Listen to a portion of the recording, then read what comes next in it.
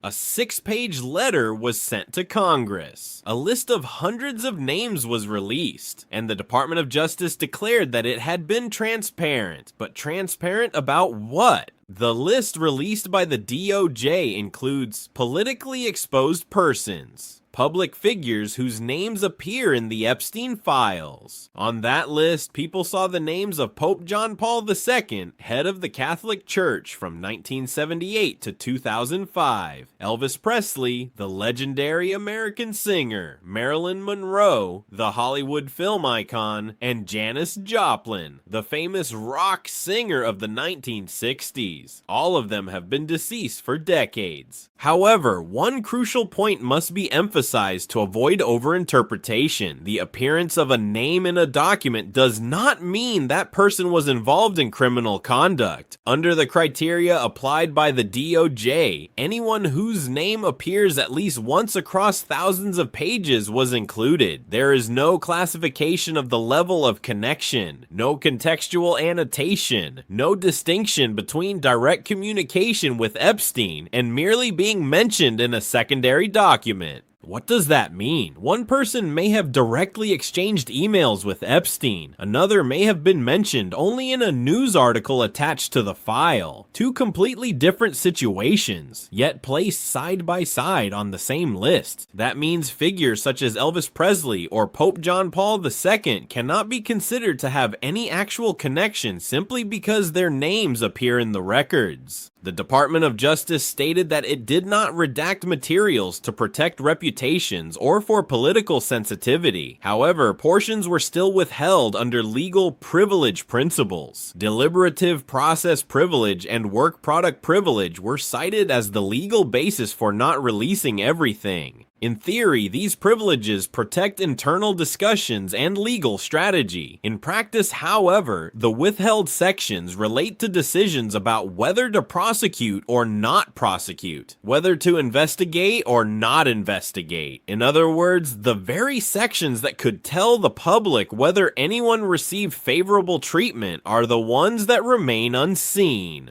Notably, the backlash has not come only from the opposition. Marjorie Taylor Greene, a prominent figure in the MAGA movement, publicly stated that the person most strongly opposing the release of the Epstein files is Trump. She argued that labeling the files a hoax was a major political mistake. Pam Bondi, she serves at the pleasure of the president and his administration, and those there are telling her, here's who you can prosecute. No, don't do this. I mean, they told her that the Epstein files, that fight to release the Epstein files came directly from President Trump. And I know a lot of people have a hard time with that, but that is the truth. He fought the hardest to stop these files from being released. And the only reason that he signed our bill that we passed in the House was because he had to. To understand why this story remains unresolved, we have to go back to 2008. That was when Epstein secured a controversial federal non-prosecution agreement. Instead of facing a serious federal indictment, he received a state-level plea deal with far lighter consequences. The agreement was later heavily criticized for its lack of transparency and for failing to properly notify victims. The central questions since then have remained the same. Who made the decision? Who signed off on it? And who was protected in the process? When the current Department of Justice withholds documents related to prosecution or non-prosecution decisions, the public has reason to question whether history is repeating itself. Within hours of the list's release, the debate immediately shifted into a familiar pattern. Supporters of one side pointed at names associated with the other. Social media exploded with selective excerpts. But the most important questions were overlooked. Who had direct contact? Who exchanged personal communications? Who received immunity? A list without hierarchy is like a map without a legend. It shows many points, but it does not tell you which ones matter. That sensitivity is amplified in the current political climate. As an election year approaches, any information tied to power, favoritism, and legal accountability carries greater weight. The handling of the Epstein files is therefore not just a legal issue, it is a test of institutional credibility. Critics argue that the DOJ is using the concept of privilege as a shield broader than necessary. Legally, deliberative process privilege exists to protect candid internal discussion among officials. But if that privilege also conceals the reasoning behind a non-prosecution decision, the line between protecting process and shielding accountability becomes blurred. Similarly, work product privilege is designed to protect legal strategy, yet when the public seeks to know whether preferential non-prosecution agreements existed for powerful individuals, keeping the entire deliberative record sealed can be perceived as a lack of transparency. On the other side, supporters of the administration argue that releasing all materials could compromise related investigations or expose sensitive information unrelated to criminal conduct.